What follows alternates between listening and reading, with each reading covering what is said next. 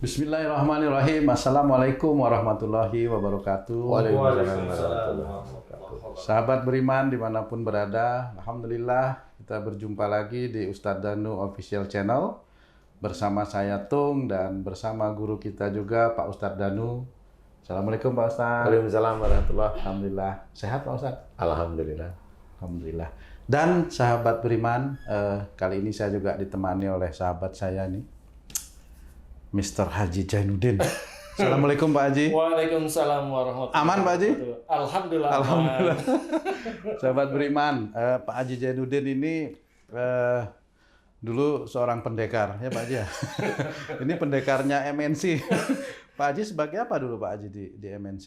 Di MNC karyawan biasa. Karyawan ya. Tapi di acara siraman kolbu mungkin maksudnya. Ya, siraman kolbu. Di acara siraman kolbu, alhamdulillah pengarah acara. Wah. Maksudnya acara itu diarah-arahkan gitu Pak Haji? Dalam pelaksanaannya mengarahkan acara itu. Sehingga acara itu bisa menjadi manfaat, kira-kira gitu Pak Haji? Insya Allah. Alhamdulillah. Sehat Pak Haji? Alhamdulillah. Di rumah aman? Selalu aman. Alhamdulillah. Nah, sahabat beriman, kali ini kita akan berbincang-bincang dengan guru kita, Pak Ustadz Danu, dan akan ditemani juga oleh Pak Haji J. Kita bareng-bareng Pak Haji, kita bincang-bincang sama guru kita, Pak Ustadz Danu. Pak Ustadz, kalau saya melihat ini ya fenomena yang terjadi, keadaan yang terjadi di Indonesia ini Pak Ustadz. Ini kan COVID melanda di mana-mana. Saudara-saudara kita banyak yang meninggal juga karena COVID ini Pak Ustadz. Dulu kita dengar orang di sana meninggal. Makin ke sini kok teman dekat itu. Sudah ada yang meninggal gitu. Itu menimbulkan rasa cemas dan takut khususnya buat saya nih. Pak Haji kan kira-kira gitu ya. Takutnya giliran. Gitu. Jadi gimana sebenarnya Pak Ustadz ini keadaan ini sehingga banyak saudara-saudara kita yang juga gugur meninggal karena kena COVID itu. Bagaimana Pak Ustadz? Iya, sebenarnya kalau kita amati ini kan wabah ini pasti yang menggerakkan Allah, jelas. Kemudian banyak juga saudara-saudara kita yang Muslim itu meninggal. Dan kita juga harus melihat, jangan sampai ada kata-kata gara-gara kamu yang mabuk, kita yang kena musibahnya nih, gitu, nggak boleh juga. Gara-gara kamu nih yang bikin masalah, selalu berbuat maksiat, kita nih yang beriman, kena imbasnya juga, gitu. Itu nggak perlulah ngomong seperti itu. Karena kalau ngomong seperti itu berarti orang tersebut merasa dia itu lebih beriman daripada yang lain. Itu sombong namanya. Tidak boleh. Allah itu maha detail dalam melihat keimanan seseorang, maha detail, maha sempurna dalam menilai perilaku amal soleh seseorang. Nah, bagi orang-orang tertentu yang kalau ada maksiat, di Indonesia banyak maksiat nih, umpamanya gara-gara seseorang atau kelompok orang ini kena COVID. Enggak seperti itu juga. Enggak seperti itu juga.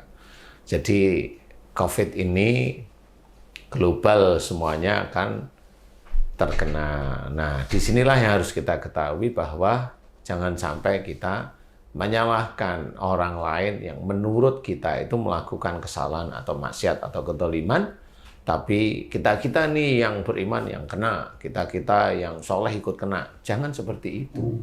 Kalau itu namanya kesombongan.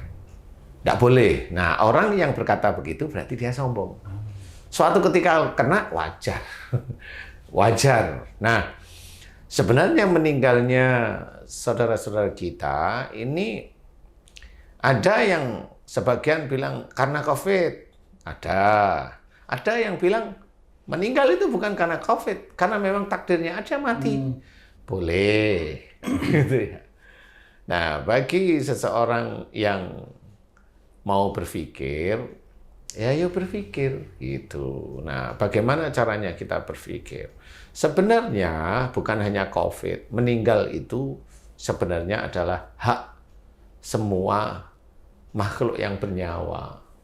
Jadi semua makhluk yang bernyawa pasti akan mati. Manusia akan meninggal. Nah, di titik-titik inilah kita harus memahami bahwa bagaimana sih cara seorang Muslim, orang yang beriman, orang yang belajar untuk bertakwa itu memahami meninggalnya besok itu bagaimana. Nah, ini harus difahami karena memang sebagian ada orang itu, saya orang Muslim, nggak boleh takut dengan mati.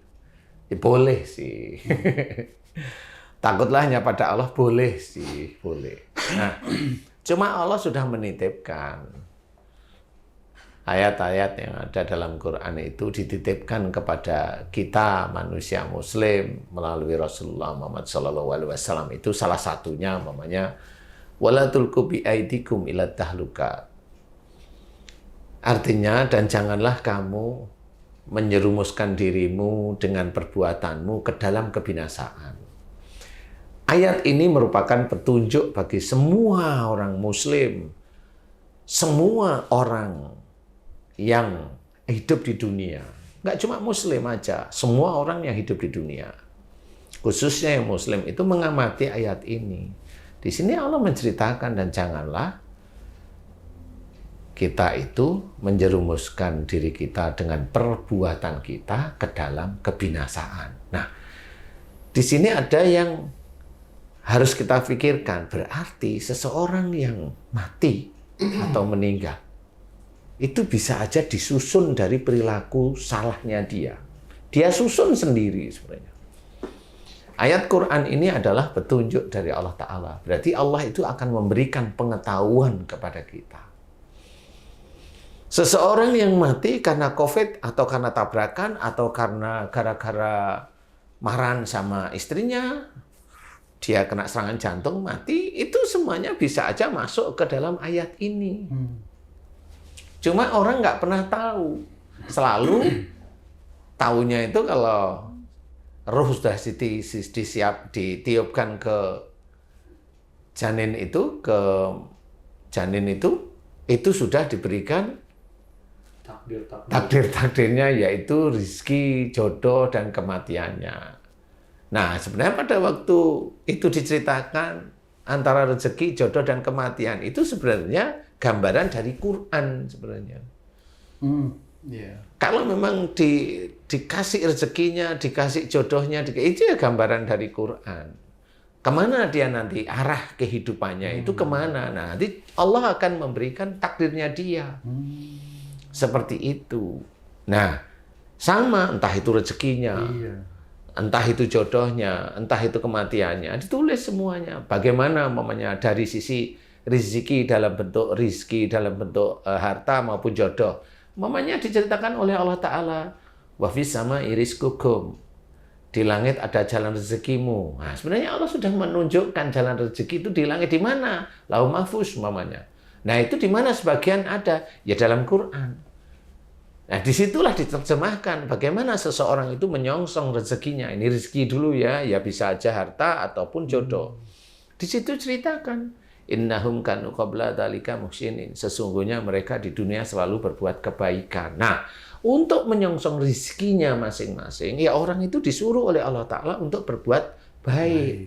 Bagi seorang Muslim berbuat baik ya sholatlah, puasa, baca Quran, kemudian apalagi hormati orang tua, kan begitu ya, menjaga bicara yang baik, kemudian apalagi berbuat baik, ya ditata, jangan suuzon, ngomonglah yang tertata bagus, yang dianjurkan oleh Rasulullah, yang harus kita kerjakan, itu kan mengikuti. Kalau sholat kita belum sempurna, kita belajar menyempurnakan sholat. Wudhu kita belum sempurna, belajar menyempurnakan wudhu. Itu kan baik semuanya. Nah, dari situ nanti Allah itu melihat orang ini tertib. Kemudian dari mulai di akhir balik, mau nggak dia ikhtiar. dalam mencari rizkinya. Kalau dia itu mau ikhtiar, dan ikhtiarnya diserahkan pada Allah atau hanya untuk hidup, ini beda-beda, sudah beda nih. Kalau dia ikhtiarnya hanya untuk hidup, ya begitu aja dapatnya. Kalau diserahkan sama Allah, bisa aja dilihat orang ini amanah atau tidaknya besoknya. Kemudian dilihat setelah rezeki ini kasih, kemudian dikasihlah jodoh-jodohnya bagi mereka. Nah, karena apa? Karena jalan mereka. Kalau dulunya dia itu selalu bentrok dengan orang tuanya, ya nanti jodohnya orang ini adalah selalu bentrok dengan dia sendiri. Kalau nggak nurut sama orang tua, ya itu seperti itu. Kayak seperti dibalikkan agar orang ini kembali ke jalan Allah lagi. Nah, itu cara Allah mengingatkan kita semua. Nah, itu takdir. Takdirnya di mana? Ya bisa diolah dari Quran. Makanya di dalam Quran dituliskan, Innallaha la yughayyiru ma biqaumin hatta yughayyiru ma bi anfusihim. Jadi di situ diceritakan sesungguhnya Allah tidak akan merubah nasib suatu kaum sehingga kaum itu yang merubahnya sendiri. Lah kenapa Allah menyuruh merubah? Dalam Quran lagi. Merubah itu agar dia berbuat menjadi lebih baik, agar nasibnya nanti juga akan lebih baik. Bukan ditakdirkan. Kalau ditakdirkan langsung besok begini-begini, Allah nggak akan menyuruh untuk merubah nasib. Nggak akan disuruh. Karena akan berbenturan antara takdirnya, kata Allah itu rezeki, jodoh, dan kematian. Di sini disuruh merubah oleh Allah Ta'ala. Disuruh ada ikhtiar. Dan banyak ayat-ayat itu untuk ikhtiar. Kan seperti itu. Jadi jangan dibenturkan. Gitu. Apakah itu termasuk unsur-unsur keimanan berarti Pak Ustadz ya? Yang ditiupkan ke dalam ruh, ya, memang unsur keimanan. Sebenarnya itu enggak cuma keimanan, sebenarnya benar aja. Sebenarnya Allah itu hanya melatih orang-orang Muslim itu paham yang dalam hadis itu sebenarnya ada dalam Quran. Makanya kalau tadi saya bilang kalau rizki, jodoh sama kematian itu hadis, kemudian kalau Quran kita itu disuruh merubah nasib, merubah yang sudah terjadi menjadi lebih baik, berarti di sini adalah takdir seseorang itu bukan berubah. Takdir seseorang tergantung apa yang dia kerjakan sehari-harinya nantinya. Kan seperti itu. Kalau dia nggak mau berubah, ya sudah di titik itu. Kalau dia mau berubah, kemudian imannya bagaimana, amal solehnya bagaimana, baru nanti Allah merubah yang lain juga. Nah, di situ tidak bisa dikatakan kematiannya ini. Nggak bisa, nggak ada orang tahu. Yang tahu kan hanya Allah. Iya, Allah tahu. Tetapi apa yang dikerjakan tahu. Nah, takdir itu bisa dibaca kalau orangnya paham sebenarnya. Seperti itu. Nah, disinilah sebenarnya menjembatani ayat yang lain. Wala tulqu bi aidikum ila tahluka. Dan janganlah kamu menjerumuskan dirimu. Berarti dengan perbuatanmu, berarti dengan salah dan dosa ke dalam kebinasaan. Berarti orang yang melakukan kesalahan dan dosa terus-menerus itu akan menjadi nilai di hadapan Allah Ta'ala, menjadi amal yang tidak baik yang nanti akan disusun kematian oleh Allah Ta'ala untuk orang tersebut. Orang tersebut atau orang-orang yang lain. Dan orang yang terkena COVID itu pasti masuk ke dalam ayat-ayat ini. Jadi jangan menyalahkan ada orang yang dolim, kemudian kita ini yang beriman kena nih musibah gara-gara kamu. Nggak boleh. Karena Allah lebih rinci menulisnya. Kalau dia kelihatan beriman, dia kelihatan soleh, kelihatan loh di mata manusia. Tapi kalau menurut Allah ya cuma seperti itu, ya tetap aja kena. Karena nggak tahunya pada waktu dia beribadah kepada Allah penuh dengan kesombongan. Kan kita nggak akan pernah tahu kalau kita melihat orang yang kelihatan seperti itu sudah dikatakan orang yang soleh, itu kan menurut penilaian kita menurut penilaian Allah belum tentu. Jadi orang yang kena COVID itu sudah disusun oleh Allah Ta'ala. Salah satunya saya mengarahkan melalui janganlah marah, karena sudah diceritakan. Kenapa nggak boleh marah, Ustaz? Apakah marah itu bisa jadi penyakit? Persoalannya memang tidak diceritakan secara rinci bahwa marah itu dapat penyakit atau musibahnya, tetapi sudah diceritakan dalam hadis. La taghdab walakal jannah. Jangan marah, bagimu surga. Coba artikan itu, gitu loh. Jangan marah, bagimu surga. Ini maksudnya adalah kalau orang itu marah, berarti sebenarnya dia akan menunjukkan dirinya itu akan masuk neraka. Nah, gambaran neraka itu di dunia salah satunya adalah ya musibah, ya sakit, ya semua musibah, sakit, tabrakan dan sebagainya itu ya musibah-musibah termasuk di situ. Nah, banyak dari saudara-saudara kita itu tidak mau mengakui. Dia tahu hadis tersebut, tapi nggak mau mengakui. Wong saya nggak pernah marah, menurut dia. Tapi menurut lingkungan, dia marah.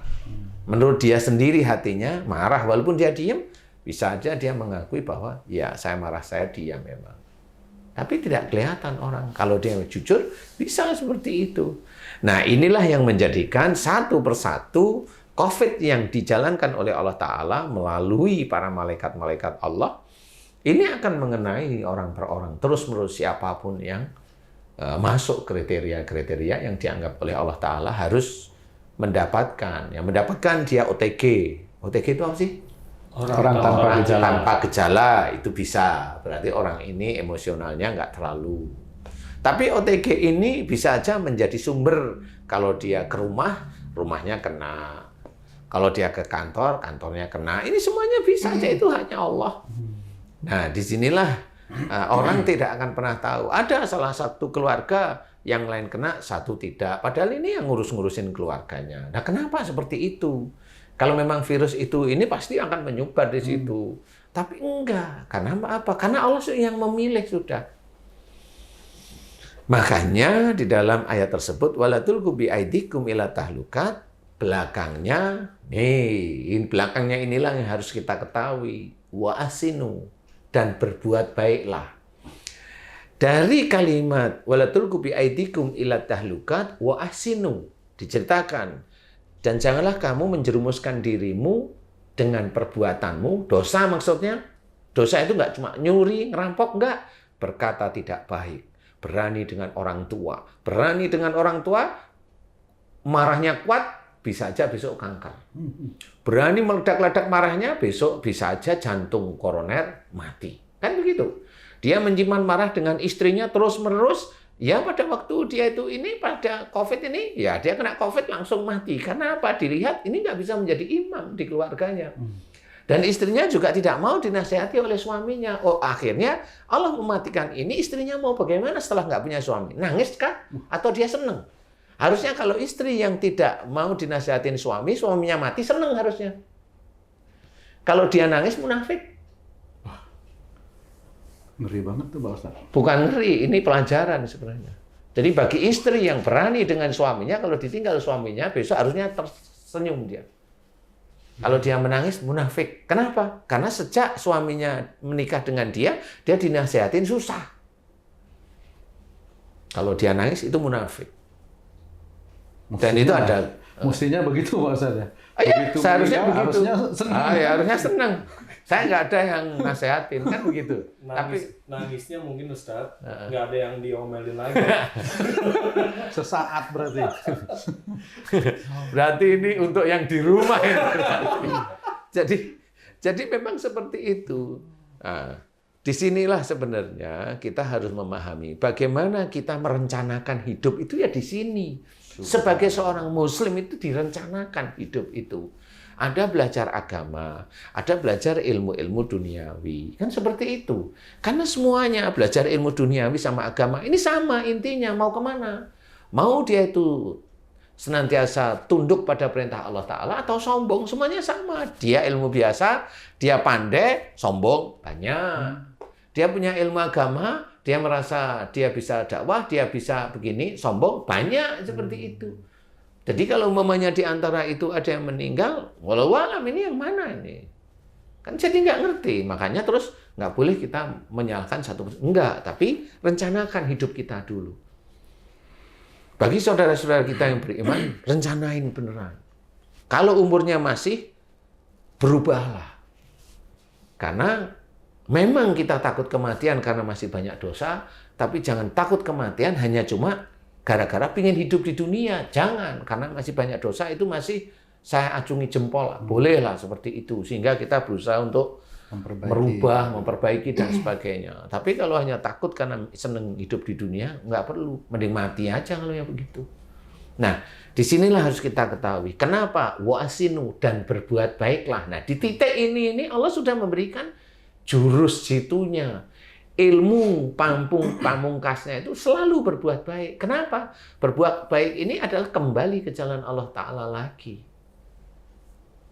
Ya mulai ditata, hormat lagi kepada orang tuanya, hormat lagi kepada suami, menghormati istrinya, menghormati anaknya, menghormati saudaranya yang lain, menghormati. Kan begini, menghormati sesama muslim, bukan saudaranya yang diejek-ejek terus, dijatuhkan. Dia lupa itu saudara. Nggak boleh, kalau dia nggak bisa menghormati, dia akan menggelincirkan dirinya sendiri dalam kematiannya. Dia nggak sadar bahwa mengejek, menjerumuskan atau memfitnah saudaranya muslim itu ya untuk dia sendiri sebenarnya. Itu nggak boleh, nggak usah. Kalau Allah menceritakan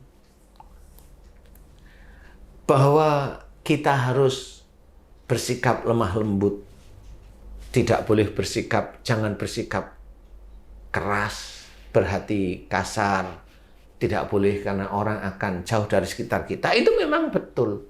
Jadi itu dianjurkan oleh Allah agar kita kerjakan. Kita kerjakan. Bukan Al-Quran itu hanya dipandengin begini, kemudian untuk mukulin lalat. Enggak. Kita kerjain, itu kan petunjuk dari Allah Ta'ala. Bersikap lemah lembut kepada semua makhluk Allah. Manusia kek, saudara kek, enggak saudara kek, hewan kek, lemah lembut. Termasuk jin kek. Kalau setan itu nggak bisa kita ajak ngomong.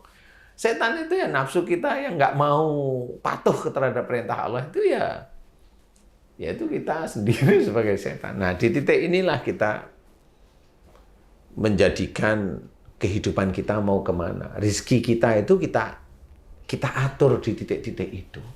Ikhtiarnya bagaimana?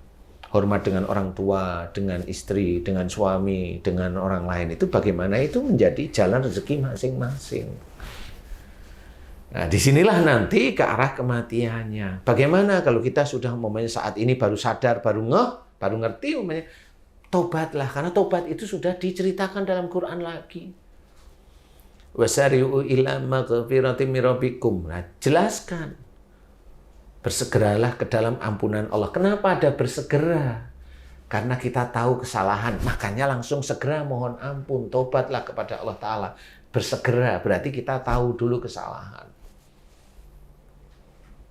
Kalau ada ayat yang lain, umpamanya watubu ilallahi jami'an ayyuhal mu'minun. Ini lebih spesifik lagi. Dan bertobatlah hai kamu sekalian orang-orang yang beriman. Loh, itu Allah loh itu.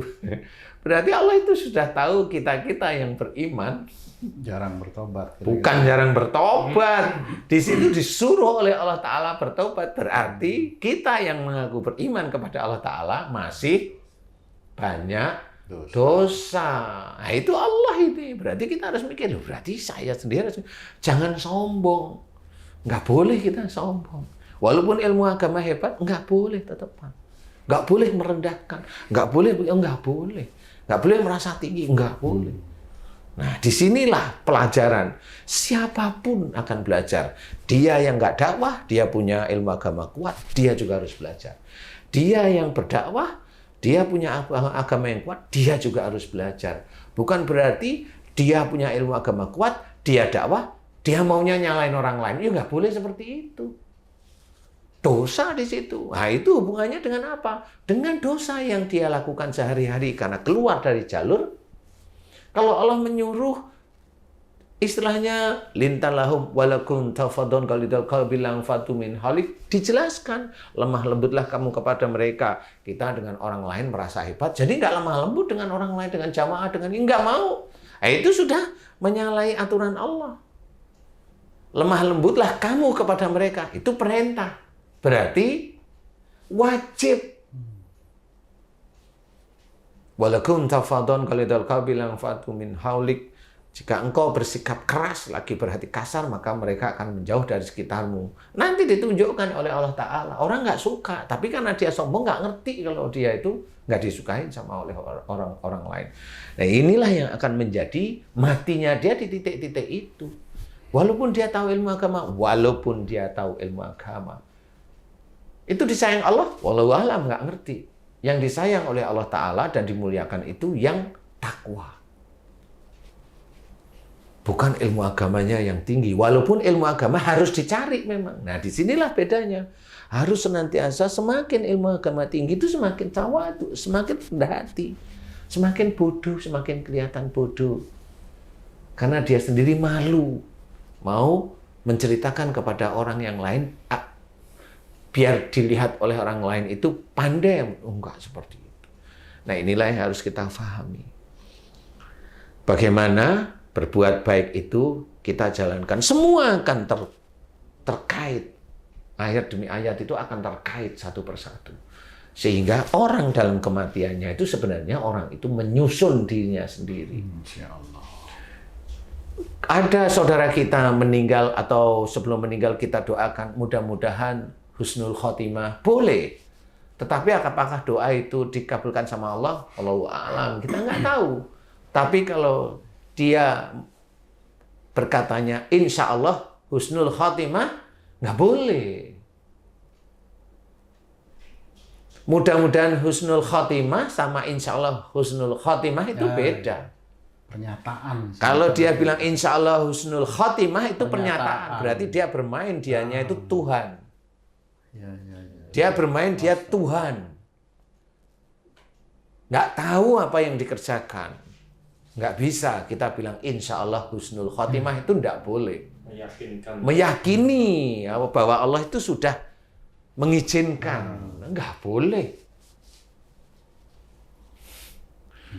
Kalau dia mudah-mudahan husnul khotimah masih boleh, silahkan. Saya pun akan seperti itu. Tapi kalau insya Allah nggak boleh. Jadi perlu juga penempatan kata-kata itu pada posisi yang tepat. Iya. Biar kelihatan yang meninggal ini orang baik. Oh, nggak bisa. Malaikat itu catatannya rinci, rapi. Nggak bisa dengan orang-orang sekitar. Ini itu bapak-bapak, ibu-ibu, ini dulu hidupnya baik ya. Ya, gitu ya nggak bisa. Kamu semua nyaksiin. Ya, ini orang baik lah. Lah itu malaikat mau disogok dengan kata-kata seperti itu ya nggak bisa. Nah inilah menurut saya seperti itu boleh enggak? Silahkan aja. Itu sesuatu hal yang tidak akan merubah catatan orang yang meninggal. Masya Allah.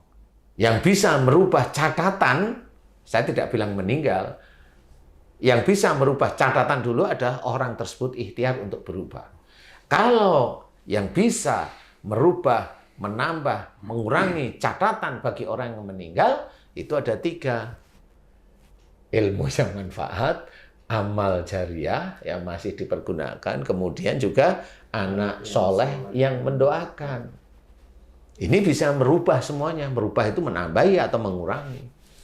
Nah, inilah yang harus kita ketahui. Jadi untuk meninggalnya saudara-saudara kita karena COVID, ya karena memang kena COVID beneran, dites kena COVID, ya sudah kita mengakui aja. Kalau memang itu meninggalnya takdir Allah, iya karena memang takdirnya harus kena COVID. Seperti itu. Nah, kalau COVID itu nggak bisa jadi seseorang sesak napas, ya memang tidak. Tapi kenapa orang yang kena COVID itu rata-rata sesak, kemudian kasih pernapasan, kemudian meninggal? Rata-rata hampir lebih dari 75% sesak. Lebih. Karena apa? Nah ini nggak akan pernah dijelaskan oleh teman-teman yang pinter. Sesak napas itu di sini. Di sini itu tempat ada paru-paru, ada jantung, ada otot-otot paru, otot jantung, dan sebagainya. Di situ letak-letak emosional dada bagian atas ini. Nah, emosional itu tidak pernah disentuh oleh seseorang. Hubungannya la taktub walakal janah itu tidak akan pernah disentuh. Nah, disinilah diceritakan. Karena kenapa sesak? Karena dulu paling sering itu dia kalau menanggapi suatu keadaan dengan emosional. Emosi yang dia keluarkan atau emosi yang diam, semuanya itu emosional. Nah, wajar kalau dia sesak. Orang jantung bengkak, sesak. Jantung koroner, sesak. TBC akut, kanker paru, sesak, sama. Di mana titik semuanya ini marah semua. Marah semua. Nah, inilah yang harus kita perbaiki bagi kita yang muslim. Ayo berubah. Innallaha la yughayyiru ma biqaumin hatta yughayyiru ma bi anfusihim. Itu jelas harus kita fahami bahwa Allah tidak akan merubah nasib suatu kaum kecuali kaum itu merubahnya. Berarti takdir yang sudah terjadi harus kita berubah, berbuat baik. Berbuat baik itu berubah, yang jelek tinggalkan, tobat kepada Allah Ta'ala, mohon ampunnya, itu berubah. Itu berubah, itu di titik itu kita sebagai seorang muslim, perubahan dengan tobat kepada Allah Ta'ala itu perubahan. Makanya banyak dari yang mendengarkan acara Siraman Kolbu, mendengarkan YouTube, dia berubah tobat. Kenapa diberi kesembuhan sama Allah Ta'ala? Karena dia ada perubahan. Salah satunya seperti itu. Karena memang ini baru di dunia Islam, ini baru yang namanya akhlak berhubungan dengan kesehatan itu baru di zaman sekarang. Betul. Kalau menurut saya nggak baru karena sudah dijelaskan banyak dalam Quran dan hadis. Nggak baru menurut saya, ini sudah lama. Cuma memang belum ada yang diizinkan oleh Allah Ta'ala paham. Jadi ya cukuplah di situ. Nah di titik inilah yang harus kita ketahui. Wa asinu, dan berbuat baiklah. Berbuat baik banyak, harus kita breakdown lagi. Dia taubat kepada Allah Ta'ala. Ya kan belum masuk ayat-ayat yang lain itu akan masuk. Nggak bisa berdiri sendiri. Jadi nggak bisa umpamanya wala tulqu bi aidikum ila tahlukat. Umpamanya, dan janganlah kamu menjerumuskan dirimu dengan perbuatanmu di dalam kebinasaan. Ngerokok. Mati lewat ngerokok? Enggak. Ya matinya takdirnya. Yang mana? Belum tentu. Karena apa? Banyak yang rokok juga nggak mati-mati. Banyak yang rokok dia nggak kena TBC. Banyak yang rokok dia nggak kena jantung koroner. Kalau yang kena ngerokok, kanker paru, nggak ngerokok, bingung. Pasti ngerokok pasif. Kan lucu jadi nih. Oh yang ngerokok aja nggak kena, apalagi yang nggak ngerokok. Kok dibilang seperti itu? Menurut saya sebagai seorang muslim melihatnya nggak seperti itu. Itu membenarkan analisa secara sepihak. Kalau saya sebagai seorang muslim, ya saya benahi di titiknya sebagai seorang muslim agar ini masuk dalam syariat-syariat Islam. Kalau orang kena kanker paru, rata-rata pasti orangnya diam dan emosional. Insya Allah. Kalau kena jantung koroner, rata-rata dia marahnya keluar. Begitu aja, dicek aja. Orang yang kena kanker paru sama jantung koroner, dicek insya Allah benar kok. Kenapa? Lah saya kan meneliti. Dari sisi syariat. Jadi bukan ngarang di sini. Bukan yang dikatakan orang-orang yang suka memfitnah di YouTube, kalau saya lihat ini itu kan dia ngarang, kok nggak pernah tanya sama saya. Dia kan ngarang. Kalau dia ngarang dikeluarkan di YouTube, namanya apa? Fitnah. Lah fitnah itu pernah nggak dia itu kembali kepada hadis bahwa fitnah itu menjadi dosa jariah? Walaupun dia hafal Quran, tahu, tapi dia nggak akan merasa fitnah. Padahal dia nggak pernah tanya. Nah, kan itu jadi fitnah akhirnya. Karena dia nggak pernah tanya, jadi fitnah. Kalau dia tanya, dia akan mau memberikan argumen, nggak seperti itu, wong tanya dia. Kebenarannya seperti ini. Kalau nggak benar, ya seperti itu akan menjadi fitnah. Dan fitnah ini akan menjadi dosa jariah. Dan itu yang akan menjadikan kematiannya dia itu dia susun sendiri. Kenapa kalau saya digitukan, saya maunya difitnah, saya cengar-cengir, saya nggak mau membalas. Kenapa? Satu, itu saudara saya. Yang kedua, saya nggak kepancing emosi. Kenapa? Emosi saya itu saya turunkan aja.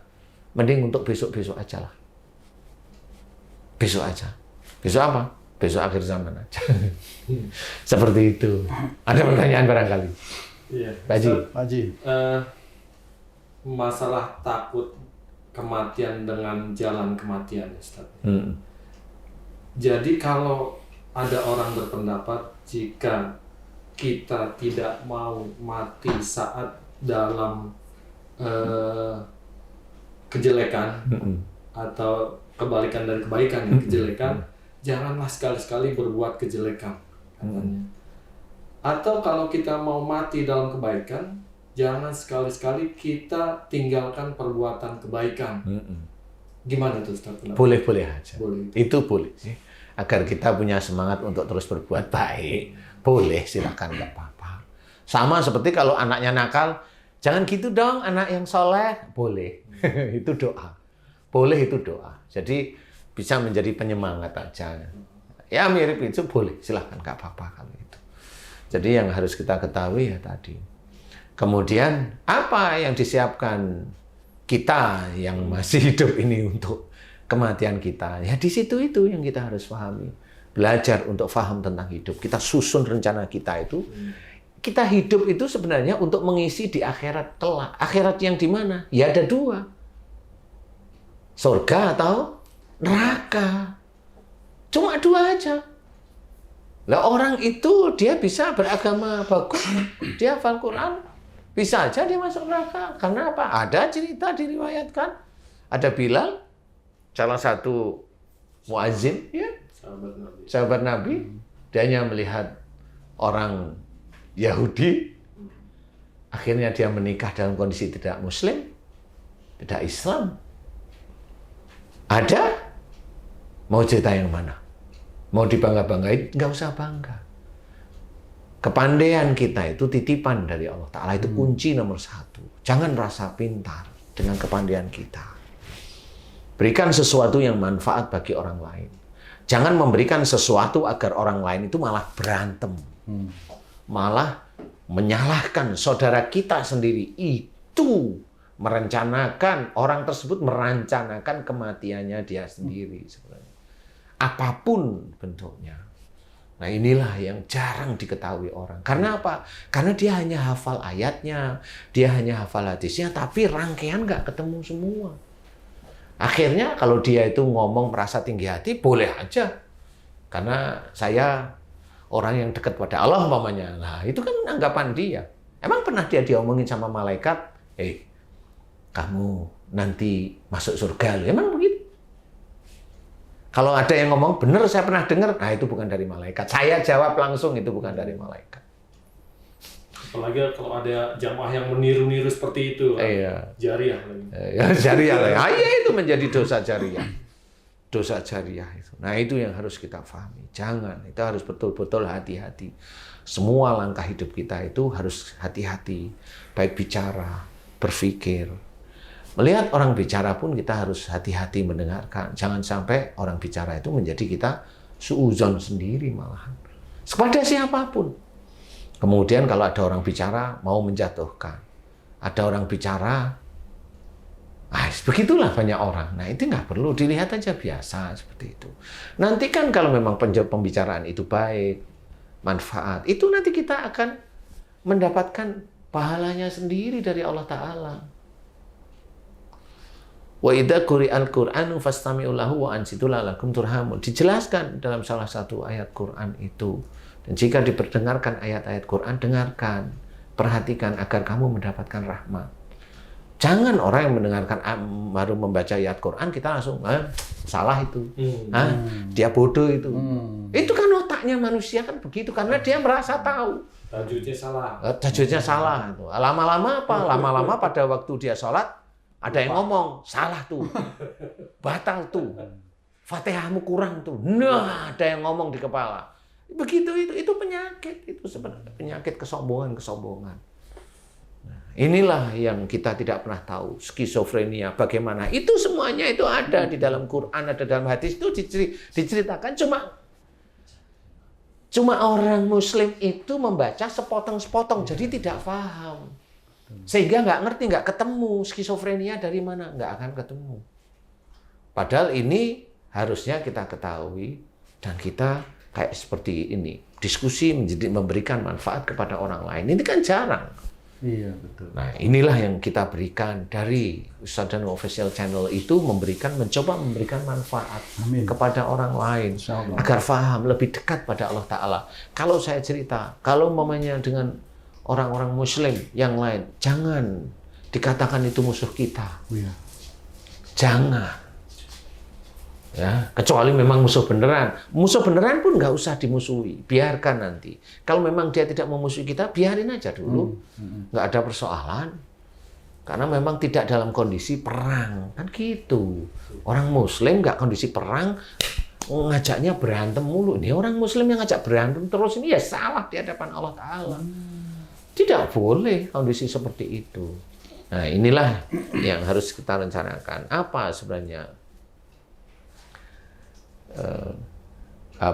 kesiapan kita untuk meninggal. Seseorang muslim untuk meninggal itu kesiapannya apa? Apakah dengan sholat itu cukup? Belum. Belum. Sholat aja belum cukup. Karena banyak perilaku lain yang harus kita selesaikan. Dan itu belum tentu bisa selesai. Karena selesai sempurna. Kita manusia nggak akan mungkin bisa sempurna. Jadi ini yang harus kita pahami. Dengan sholat, bagaimana sholat itu bisa mencegah dari perbuatan keji dan mungkar. Itu harus harus difahami. Inna sholata tanha anil fasya'i wal munkar. Itu harus paham. Sesungguhnya sholat itu mencegah dari perbuatan keji dan mungkar. Bagaimana itu caranya? Iya. Kan jarang itu dibahas. Bagaimana caranya orang sholat tidak mencegah dari perbuatan keji dan mungkar? Sementara orang yang sholat banyak yang berbuat itu, iya banyak. Nah, terus gimana sholatnya? Dia wudunya nggak bagus. Enggak, jangan berbicara itu. Sempurnakan wudu boleh, sempurnakan nilai sholat boleh, tetapi perilakunya yang harus diketahui, dirubah. Orang yang sholat kepada Allah Ta'ala itu harus memahami. Bismillahirrahmanirrahim. Ngawalinya kan begitu. Dengan nama Allah yang Maha Pengasih dan Penyayang. Alhamdulillahirabbil alamin. Dari bismillah kita tahu bahwa niat sholat kita hanya untuk Allah. Kemudian baru alhamdulillahirabbil alamin. Puji syukur. Segala puji bagi Allah. Tuhan seluruh sekalian Allah. Iya. Berarti di sini kita harus memahami semua yang terjadi ini atas kuasa Allah, atas karena Allah sebagai Khalik, ya semua ini harus yang terjadi itu atas izin Allah semuanya. Makanya segala puji bagi Allah saja. Nggak boleh membanggakan orang lain, tidak boleh menyombongkan jabatan. Itu di titik itu. Segala puji bagi Allah. Puji-pujian hanya milik Allah. Puji-pujian hanya milik Allah. Makanya kalau ada seseorang yang dipuji, kita menjawabnya dengan walillah ilham. Itu harus paham seperti itu. Pak Ustadz, mohon maaf ini. Bisa jadi kejadian yang terjadi sekarang ini merupakan refleksi dari perbuatan-perbuatan kita sebagai manusia, agar kita bisa mengambil pelajaran dari situ dan berubah kalau kita mempunyai sesuatu yang salah dari refleksi yang terjadi itu. Kira-kira gitu, Pak. Ya, sebenarnya tidak ada kejadian yang tidak diketahui oleh Allah Ta'ala. Seseorang yang meninggal sekarang, seseorang yang meninggal kemarin, itu ya dari apa yang dia kerjakan dulu. Tidak mungkin Allah itu serta-merta mati gitu aja. Ya. Itu kan nanti Allah dolim, padahal Allah itu menceritakan dalam Quran, Allah tidak berbuat dolim pada hamba-hambanya. Ada urutannya, Pak Ustadz. Ada urutannya. Nggak mungkin Allah itu ngawur menurut mereka, itu nggak mungkin. Wah, ini mati karena takdir Allah. Jelaskan kalau itu takdir Allah itu yang mana. Jangan menjadikan orang itu malah tidak percaya terhadap saudaranya yang lain. Nah, orang meninggal itu ya ada urutannya pasti. Kenapa dia meninggalnya karena kanker? Karena nyawanya diambil oleh Allah Ta'ala. Iya, tapi ceritain. Kenapa bisa kanker? Saya bukan ilmunya. Loh kan gitu loh. Kok kamu bisa tahu bukan ilmunya, tapi kamu ngomong bahwa kematian bukan dari kankernya. Berpikirlah. Berarti orang yang meninggal sakit juga nggak bisa dikatakan syahid seperti itu ya? Ya memang akan susah. Karena ada kesalahan dan dosa yang mereka lakukan. Iya, karena jelas bertemu dengan ayat wala nudziqannahum minal adabil adna dunnal adabil akbar. Itu bertemu dengan seperti ayat ini. Dan aku timpakan siksa kecil di dunia Siksa besar di akhirat. sebelum siksa besar di akhirat. Itu kan harus difahami. Ini ilmu loh ini. Jadi kalau kita melihat orang-orang yang, mohon maaf ini, orang yang belum muslim umpamanya, itu sudah dijelaskan di ayat yang lain. Orang-orang yang non-muslim itu langsung dimasukkan ke sisi yang lain. Tapi yang muslim dia masih masih dihisab, masih di ini, nanti masuk neraka atau masuk surga. Di titik itu, disitulah gambaran ayat ini. Allah memberikan siksa kecil di dunia sebelum siksa besar di akhirat. Itu gambaran, ini pengetahuan, petunjuk dari Allah Ta'ala. Bahwa seseorang yang dengan siksa Allah yang kecil ini apa namanya? Ini sakit. Berarti orang sakit itu besok kalau di akhirat masuk neraka. Itu sudah dijelaskan. Allah yang menjelaskan loh. Saya hanya mengingatkan aja dengan ayat-ayat tersebut. Itu jelas ini. Nah, inilah kita harus memahami. Wala nutikannahum minal adabil adna dunnal adabil akbari la'allahum yarji'un. Kuncinya di la'allahum yarji'un. Nih pelan-pelan. Dan aku timpakan siksa kecil di dunia sebelum siksa besar di akhirat. Agar kamu kembali ke jalan yang benar. Agar mereka kembali ke jalan yang benar. Kembali ke jalan yang benar berarti Quran dan Sunnah. Nah, orang yang sakit berarti dia keluar dari ayat Quran dan Sunnah. Ini jelas ini. Nah, ini tidak pernah diterangkan. Ya mana ada orang yang paham akhirnya. Akhirnya kalau sakit itu dikira itu hanya karena bakteri, hanya karena virus, ya selesai. Padahal Allah itu menceritakan semua yang ada di dunia itu sudah ada dalam Quran. Kan gitu. Nah, ini sudah diterjemahkan. Kan kelihatan berarti kalau orang sakit, tobatlah karena sakit itu masuk ke musibah, musibah itu masuk ke ayat yang wa ma asabakum min musibatin fa bima kasabat saydikum. Ini sudah jelas. Pas saja musibah yang kau terima itu disebabkan dari buah tanganmu sendiri. Jelas sekali. Jadi semua urutan itu dapat. Al-Quran itu kalau kita jalankan semuanya itu masuk satu persatu, berkaitan. Tidak berdiri sendiri. Berdiri sendiri boleh, tapi untuk mengingatkan dulu, terangkan. Sehingga orang itu kalau sakit itu langsung, oh harus tobat. Ya kan gitu. Nah ini kok sudah dijelaskan dalam Quran. Nah, disinilah yang harus kita ketahui. Seseorang Muslim, dia harus merencanakan kematiannya. Masya Allah. Pak Haji, saya merinding. Udah sampai mana merencanain? Harus itu. Yang ada takut kalau dengar mati itu Pak Haji. Belum nulis rencana. Karena memang rata-rata kan ya mati itu takdir Allah. Iya, takdir Allah memang betul. Itu keputusan Allah, iya. Tapi bagaimana Allah itu bisa mentakdirkan atau kematian seseorang itu ya dari perilakunya tadi.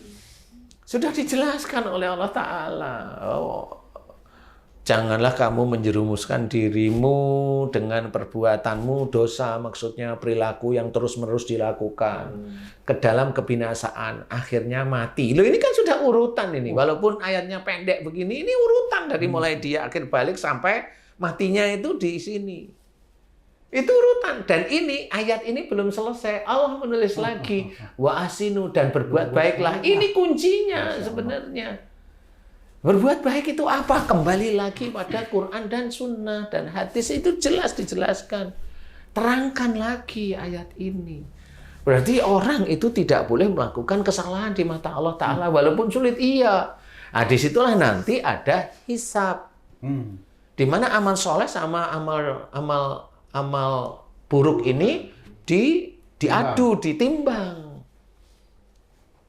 Jangan berpikir, enggak, amal buruk itu bisa bertambah walaupun orang itu mati. Gimana itu Pak? Lah karena dia sudah ada dosa jariah dan menyebarkan fitnah dan sebagainya, orangnya mati. Tapi ini masih kesebar. Di YouTube itu masih mampang orang seperti itu mengajak orang itu begini-begini, iya dosanya nambah aja. Kemudian melakukan hal yang tidak diajarkan oleh Rasulullah. Tidak diajarkan. Ya dia akan nambah terus-menerus. Cara ngatasi gimana tuh Ustaz? Misalnya udah menyadari nih, wah ya saya salah. Tapi udah terlalu berkembang terus tuh. Itu gimana tuh? Ya itu memang cara mengatasinya memang nggak bisa. Itu haknya Allah. Orang itu sendiri ketemu dengan orang yang dia fitnah, dia minta maaf, itu memang detik itu memang dimaafkan. Dan pada waktu dia tobatnya dia dinilai oleh Allah Ta'ala Dan dosa jariahnya dia dinilai oleh Allah Ta'ala karena ini sudah diperingatkan oleh Allah Ta'ala. Kamu itu tahu tentang dosa jariah, tapi dilakukan terus-menerus. Akhirnya ya dia tobat, ini nanti akan tetap ada bereaksi. Tobatnya dia dengan dosa jariahnya nanti ditimbang tetap. Nggak semerta-merta terus tobat sekali hilang gitu. Enggak. Nggak ada kayak gitu. Atau diumumin di masyarakat lagi, dulu saya pernah begini-begini, saya mohon. Boleh. Gitu. Nah, itu boleh. Boleh di jamaahnya, boleh. Di YouTube-nya. Di YouTube boleh, jamaah boleh karena dia, oh ya saya pernah ngumumin ini di jamaah. Boleh jamaah itu kumpulin. Jangan ya saya minta maaf saya salah ini, tolong nggak usah di ini, tolong di ini. Nah, itu boleh silakan. Tapi tetap nanti kalau ada tetap ditulis. Haknya Allah. Itu ya memang begitu. Amal soleh itu ditulis rinci. Perbuatan buruk itu ditulis rinci juga. Walaupun sebesar biji Jauh. ya sudah jelas. Lah itu amal buruk fitnah itu bukan sebesar biji zarah. Biji zarah setrek itu. Biji zarah setrek sama segunung. Lah kan begitu, harusnya mikir di situ. Jadi seorang muslim dia mau berkata-kata itu hati-hati. Enggak terus yang ngomong gurunya, enggak terus yang ngomong pecian, enggak ngomong sorbanan, enggak ngomong kelihatan dia begini terus itu dinut, ya bisa salah. Ada jejak digitalnya. Ya kan ada jejak digital ya Padahal gitu. itu jejak dosa jariah. Itu dia maksudnya. Iya benar. Masya Allah. Nah, inilah yang harus kita ketahui. Dosa jariah itu betul-betul ditulis oleh Allah. Enggak main-main. Serius itu. Hah? Lah kok berani? Jangan melihat kasihan orang lain, kita melakukan enggak. Kan gitu intinya. Iya benar. Kalau orang lain mah biarin aja, nggak usah dipikirin. Oh mikir punya istri satu aja pusing ya. Supaya Ayo. Tapi kok ada yang berani bilang itu sahid itu ya Pak Ustadz ya? Ya karena memang nggak paham aja. Umpamanya orang yang tenggelam dibilang sahid. Kan nggak semua orang tenggelam sahid. Orang tenggelam itu yang tenggelam rampok, pencuri. Itu. Kan jangan bilang sahid. Tapi lo kan dia ngerampok. Dia nggak sahid. Lo kamu bisa begitu. Kan harus dirinci. Jangan semua yang tenggelam sahid. Jangan semua yang mati melahirkan sahid. Nggak taunya dia matinya itu karena apa? Sering dulu itu selalu bertengkar dengan ibunya. Masya Allah. Itu kan nggak pernah dilacak. Allah itu tidak mematikan semerta-merta. Nggak akan. Nggak bisa seperti harus dirunut syahid itu. Harus dirunut, nggak terus itu letterlek diceritakan seperti itu. Nggak bisa seperti itu. Yang sakit perut syahid nanti. Sakit perut sampai mati syahid. Lah kalau yang sakit perut kena santet. Gimana coba sekarang kita mikir. Orang kena santet, orang sakit perut itu kan musibah. Itu kan ayatnya jelas. Wa ma asabakum min musibatin fa bima kasabat aydikum. Kalau dia mati, masa dibilang syahid sih? Padahal dia itu gara-gara dia hobinya dulu waktu dikasih tahu sama orang tua diem sih. Nggak mau tapi jengkel. Ya kayak kena kanker usus dipotong-potong, kemudian kanker ususnya kumat itu kan sakit perut juga dia. Karena zaman dulu nggak tahu kanker aja. Kan seperti itu, juga harus hati-hati. Lah kalau penyakit atau musibah, ayatnya sudah jelas kok. Hati-hati. Makanya kalau saya nggak berani bilang seperti itu, nggak berani. Pasti di balik hadis itu ada pengetahuan yang kita-kita itu nggak paham. Gitu. Nah yang sakit perut itu umpama orang yang kelihatan baik, kita lihat sehari-hari, dia rajin ke masjid, tata bahasanya bagus, kalimatnya bagus, umurnya berapa? Umurnya 60, bagus. Kemudian kita lihat, oh saya itu lihat 20 tahun ini beliau nggak pernah marah ini. Terus dengan keluarganya nggak pernah marah dengan istrinya gini-gini. Kemudian sakit perut. Nah itu bisa beda. Kemudian sampai meninggal, itu bisa beda. Bedanya gimana? Bisa aja memang dulu waktu mudanya, memang dia sering jengkel dengan orang tuanya. Cuma dia lupa bahwa dia belum pernah mohon ampun, tobat. Nah akhirnya oleh Allah Ta'ala dimatikan lewat itu. Mana orang tahu? Nggak tahu. Itulah jejak digital perilaku sebenarnya. Nah, kita juga nggak ngerti itu syahid nggak? Ya nggak tahu. Saya kalau ditanya, ya nggak tahu saya nggak berani bilang itu mati syahid.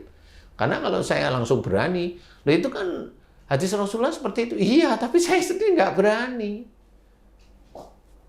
Karena kan zamannya Rasul kan kita nggak tahu yang mana yang syahid beneran kan gitu. Nah inilah kita harus hati-hati. Jangan kemudian kena wabah mati. Dianggap itu syahid. Lah kalau kena wabah dianggap syahid, nggak usah ke rumah sakit. Lu ya harus berpikir seperti itu. Nggak usah ke rumah sakit. Mau mati syahid kok ke rumah sakit. Cita-cita. Tapi nggak mau tetap ke rumah sakit kan gitu ya. Lalu yang ngomong sendiri itu kalau sakit beneran ya nggak mau kok. Dia itu di rumah diem. Sesek itu pasti ke rumah sakit. Dia sendiri akan bingung. Dia nggak seperti itu, makanya hati-hati yang seperti itu bicara gitu. Karena bisa aja dianggap munafik oleh Allah Ta'ala. Allah loh yang menganggap bisa. Kalau kita manusia kelihatan itu mah soleh kelihatannya gitu aja. Ya kan? Nah, inilah yang harus kita ketahui. Ada lagi barangkali pertanyaan? Kayaknya Udah lah, udah cukup ya. Pak Haji udah ditunggu Pak Ustadz. Maaf ya Pak Haji. Santai. Baik Pak Ustadz, mungkin waktu kita sangat terbatas untuk kali ini. Terima kasih bincang-bincangnya Pak Ustadz. Mudah-mudahan bermanfaat buat kita semua. Sahabat beriman dimanapun berada, demikianlah tadi perbincangan kami dengan guru kita Pak Ustadz Danu. Marilah kita senantiasa banyak-banyak memohon ampun kepada Allah dan berbuat baiklah semasih kita diberikan waktu hidup di dunia ini. Dan patuhlah pada perintah Allah agar kelak kita bisa meraih surganya Allah insya Allah. Amin insya Allah. Demikian perbincangan kita kali ini. Kami dan bersama Pak Haji J dan juga kru yang bertugas, mohon maaf jika ada perkataan-perkataan kami yang salah dan kurang berkenan. Sampai jumpa lagi di acara yang lain. Wassalamualaikum warahmatullahi wabarakatuh. Waalaikumsalam warahmatullahi wabarakatuh. Alhamdulillah.